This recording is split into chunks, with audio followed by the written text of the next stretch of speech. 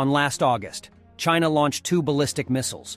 According to a Chinese military expert, the ship hit a moving target in the South China Sea, thousands of miles from its launch site.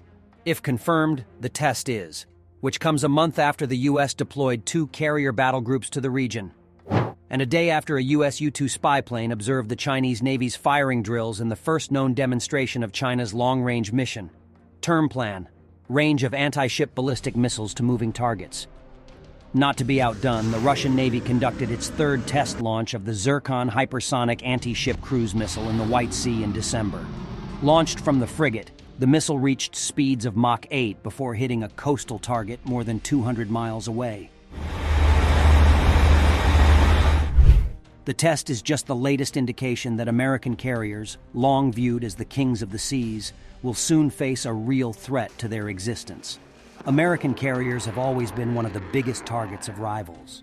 While the Soviets publicly denounced the carrier as a suppressor of the national liberation movement, they recognized it as the dominant weapons platform.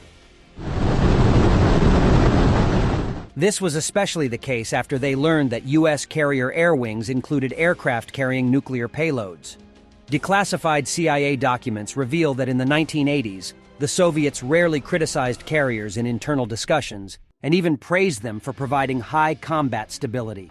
One document from 1979 stated that carriers would be the highest priority anti-ship attack in a potential war scenario, with amphibious assault ships possibly following close behind. Plans for dealing with carriers are based almost entirely on anti-ship cruise missiles fired from submarines, bombers, and surface ships, ideally all at once.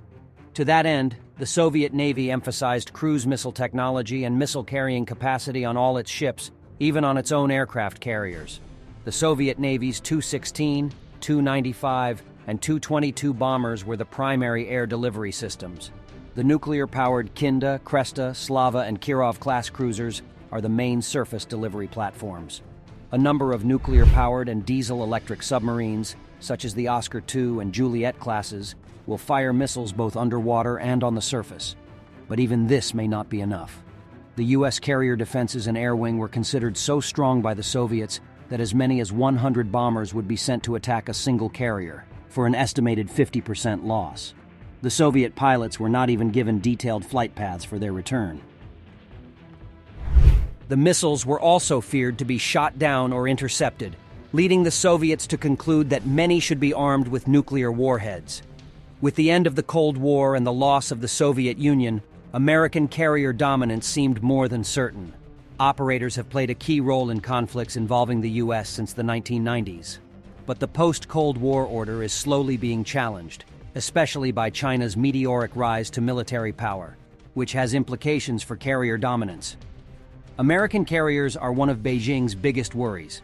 Their presence helped prevent an invasion of Taiwan in the 1950s, and in 1996, 2 carrier battle groups embarrassed China by operating freely around Taiwan during a period of heightened tensions, forcing Beijing to recognize U.S. military might. Since then, China has invested heavily in anti-carrier capabilities. It is the first to buy a large arsenal of weapons from Russia, including the Su-30 MKK multi-role fighter, a 12-kilo class attack submarine, and 4 Sovremeny-class missile destroyers.